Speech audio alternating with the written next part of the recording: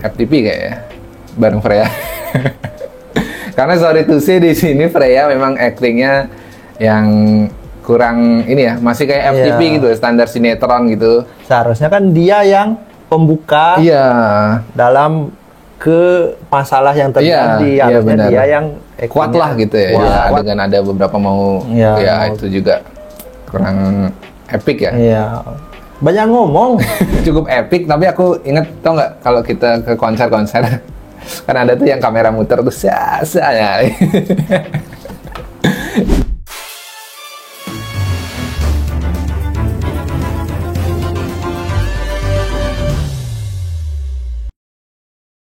Kembali lagi di Roll and Review bersama saya Yama Karisma dan saya Arindrawan. Kali ini kita akan menggenapi janji kita ya. Kita kasih challenge trailer ini 1000 dia nonton. Ya. 1000 views saya akan menonton. Ya. Kita mau nonton film karena berjanji 1000 view nonton Kuasa Gelap. Kita cek ya teman-teman filmnya. Kuasa Gelap kita review dulu, perjalanan jauh ujung ke ujung ya. Sudah lompat. Trailer dari Kuasa Gelap ya. Sampai berapa view kemarin? 2000 sekian ya. 2000 sekian. Padahal janjinya cuman 1000 view. Ya, terima kasih yang udah nonton dan pasti nunggu-nunggu juga review dari kita kan. Masih maju mundur gitu mau nonton film Kuasa Gelap ya. Jadi kali ini kita bakal nge-review jujur-jujuran ya. Walaupun kita sering di komen-komen sama production house yang bikin, tapi kita sejujur mungkin ya pengalaman kita ngerasain film ini, nonton film ini secara objektif kayak gitu ya. Jadi untuk film Kuasa Gelap ini dia sutradaranya ya Robby Prasetyo yang sebelumnya filmnya yaitu Pamali, ada Pamali, ada Pamali Dusun Pocong juga.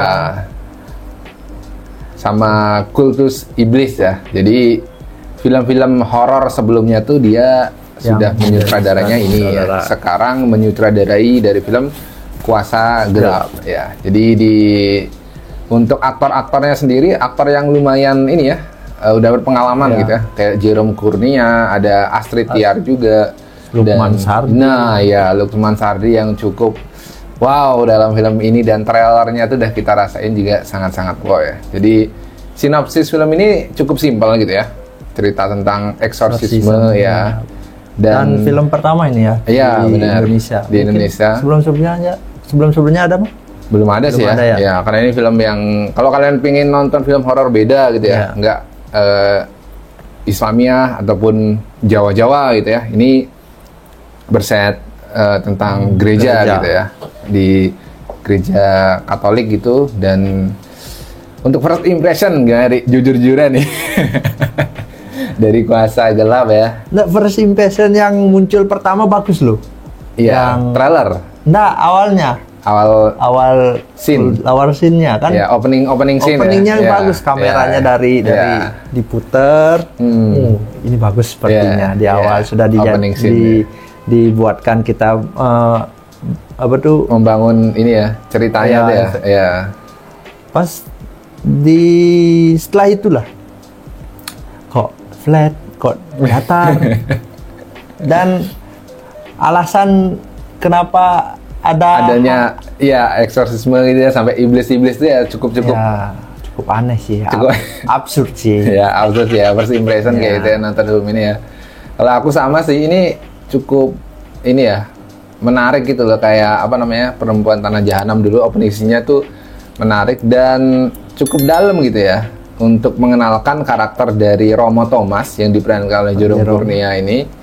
Itu dalam, dan terus judulnya tuh langsung satu layar gede, Kuasa Gelap.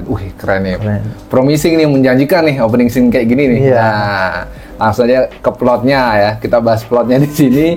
Ya itu tadi udah disinggung Mari. Jadi aku bilang sih untuk X1 ya itu ya, alasan kenapa adanya dimasukin iblis itu cukup tolol itu. Ya bahasa halusnya ya.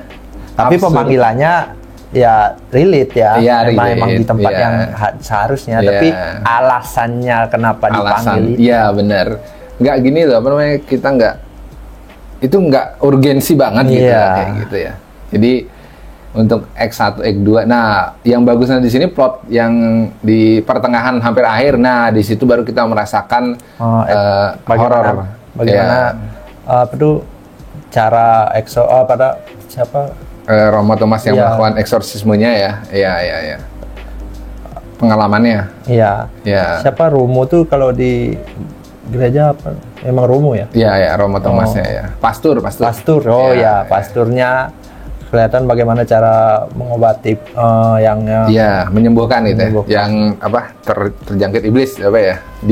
Kerasukan, dirasuki iblis. Jadi memang seperti itu. Menurut kita premisnya itu udah bagus, cuman dasar dari konfliknya ya yang kurang dalam gitu ya. Jadi ya cukup remeh banget gitu ya kalau untuk seperti itu sampai pemanggilan iblis gitu ya. Dan pada saat kerasukan itu seperti yang di luar negeri kan sampai manjat di atas tembok seperti ini. Iya. Ini seperti trailer tuh. Ya, trailer membawa pisau kemana-mana. Iya. Kayak psikopat. Iya, benar-benar. Kurang menunjukkan gaya kerasukan yang iblis, yang apalagi kan di situ digambarkan banyak roh-roh jahat kayak gitu ya. Biasanya kan kayang iblisnya. Iya, benar. Entah itu mungkin karena faktor pemain yang nggak bisa melakukan itu atau gimana, kita nggak tahu ya. Tapi dari plot sendiri, kalau kita ulas dari plotnya, mulai ada gongnya dan kita menikmati itu udah pertengahan gitu Pertengahan. ya. Plotnya di awal sama seperti tadi datar pada saat kejadian atau pada saat dia kerasukan itu sudah lumayan bagus karena kita sudah tahu kita bagaimana kalau orang kerasukan gitu. Tapi di plot kerasukan yang pertama sudah dikasih tahu seperti ini. Di plot kerasukan yang kedua masa sama. Tidak ada yang berlebih atau tidak ada yang kayak level ya benar-benar. Jadi di situ-situ aja. Ya, di situ aja. Dan pengobatannya hanya satu itu aja. Iya benar sih nggak ada. Padahal di situ banyak sekali wardrobe dan peralatan yang dipakai cuma 2-3. Iya, itu pun tetesan air kayak mungkin kalau di Bali tirte gitu ya, dikasih air suci lah gitu ya. Gitu. Nah, itu mungkin berhubungan dengan acting ya. Nah, kita bahas acting di sini karena tadi kita bahas tentang iblisnya yang segitu-gitu aja level. Itu mungkin pengaruhnya si yang jadi Kayla ya gitu ya. Yaitu ada Lea Chiarahel. Gitu. Sepertinya baru ya, Iya, kayaknya sih dia baru ya. Atau mungkin dia masih main FTP kayak ya, bareng Freya. Karena sorry to say di sini Freya memang actingnya yang kurang ini ya, masih kayak FTP gitu, standar sinetron gitu. Seharusnya kan dia yang pembuka dalam ke masalah yang terjadi, harusnya dia yang kuat lah gitu ya, kuat lah, cukup kuat lah. Tapi di situ ya jadi maknanya jadi kurang tebal gitulah dalam ceritanya, entah itu. Dan yang memberikan jokes untuk Lea masa gitu jokesnya. Mungkin yang nulis skripnya kurang matang kan. Jadi kalau kalian udah nonton atau belum, dialog-dialog di sini itu sangat-sangat cheesy ya gitu ya, sangat-sangat renyah banget gitu. Bahkan ada adegan antar Romo tuh mungkin nggak lost gitu ya. Kayak ada pemanggilan. Jadi di situ ada Romo yang tugasnya eksorsim, lalu ada pembicaraannya. Saya tahu siapa orangnya. kayak kurang apa gitu, kasih backstory kayak gitu ya, yang lebih gini terus kurang dalam aja gitu, kayak simple itu.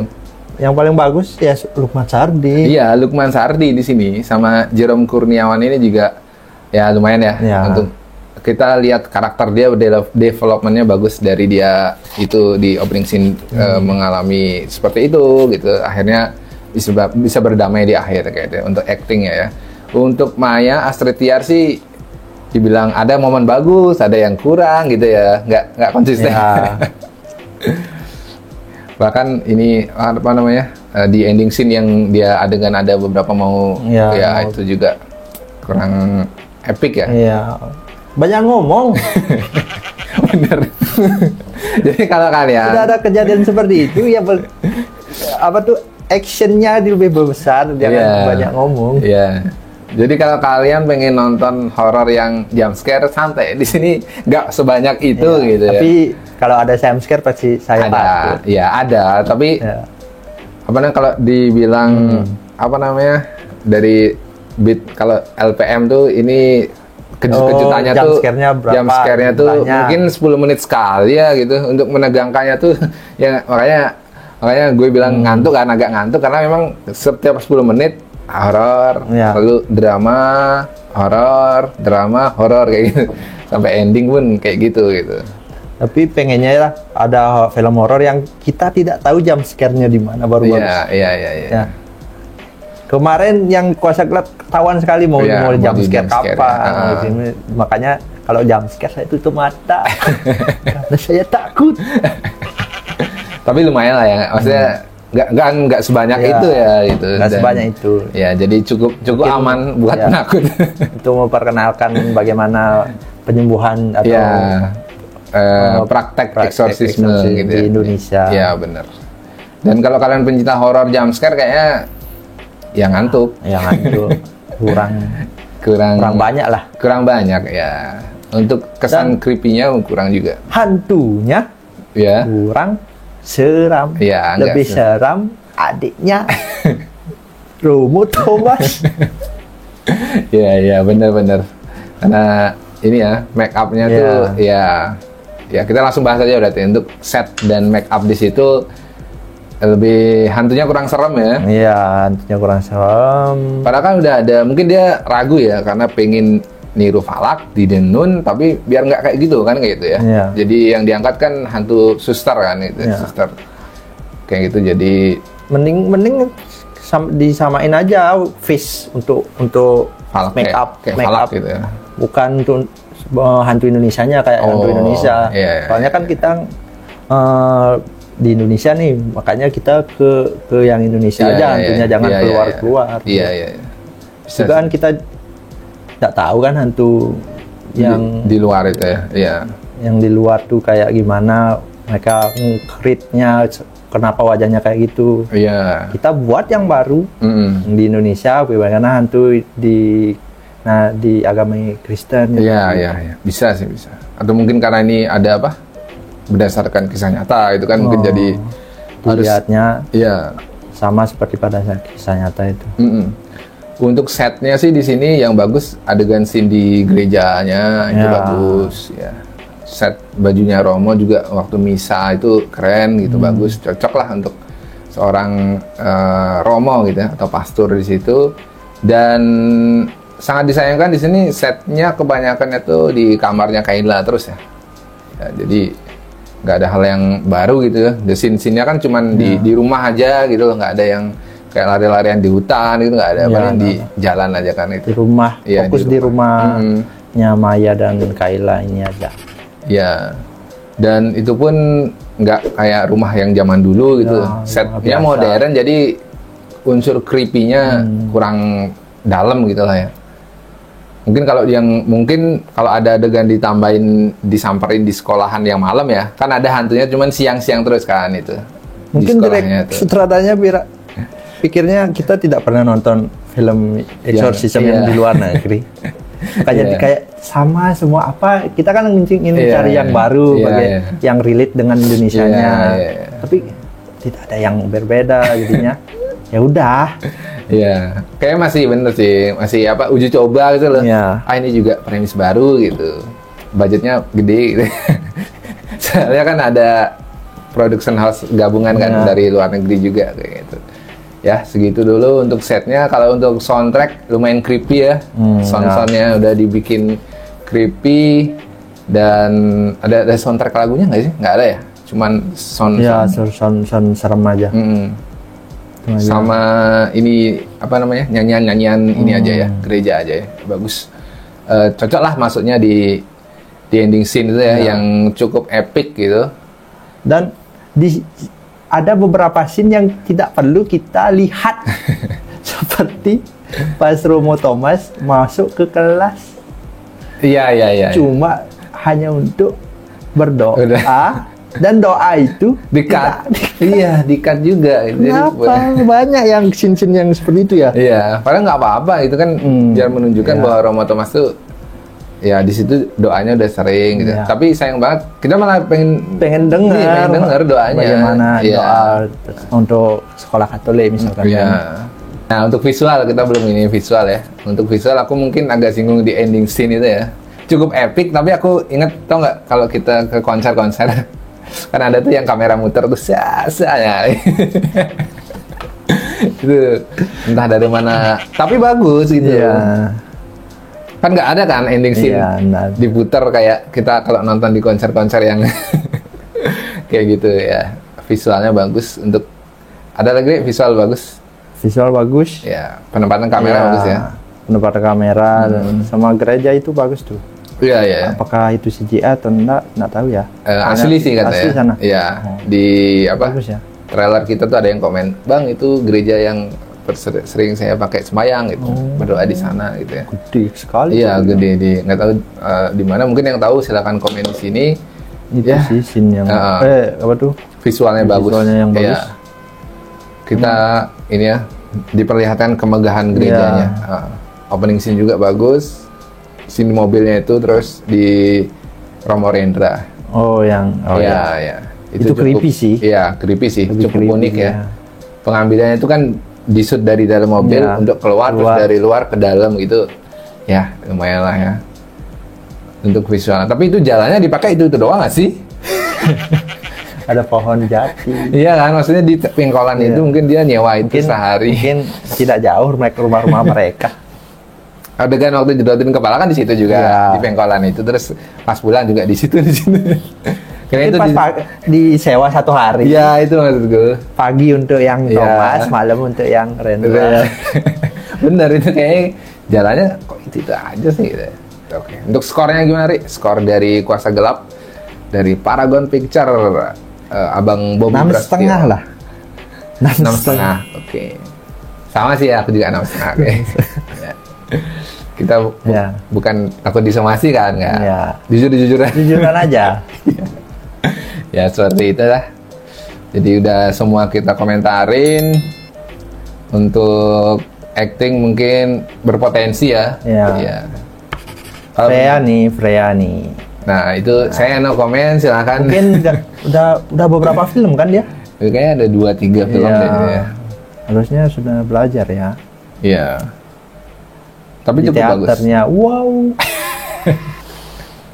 Itu kan di depan fansnya sendiri. Nanti kita dihujat sama apa? Freya Lover. Wota. Enggak lah, Wota pasti udah dewasa lah, udah ngerti lah. Oke. Jadi kalau pendapat aku pribadi, ini Kuasa Gelap sangat disayangkan sedikit lah ya. Kita ada ekspektasi tinggi, itu membawa angin segar untuk film horor. Tapi mungkin ekspektasi kita ketinggian, tapi untuk awal ini apa? Pembuka yang bagus lah. Iya, bagus. Kita doakan, banyak yang nonton katanya udah 100.000 nih, udah 100.000. Wah. Cepat sih ya. Ya pastilah. Film horor. Bener. Ya, jadi untuk Paragon Picture, Bobby Prasetyo dan semua aktor kru, kita doakan banyak yang nonton ya. Dan sekian dari kami. Ya, jangan lupa subscribe ya, biar 1.000 dulu. Ya. Kami mohon tahun ini saja. Tahun ini sudah 1.000 subscriber ya. Oke, saya Makasma pamit dan saya Arindrawan. Sampai jumpa di review selanjutnya. Bye-bye.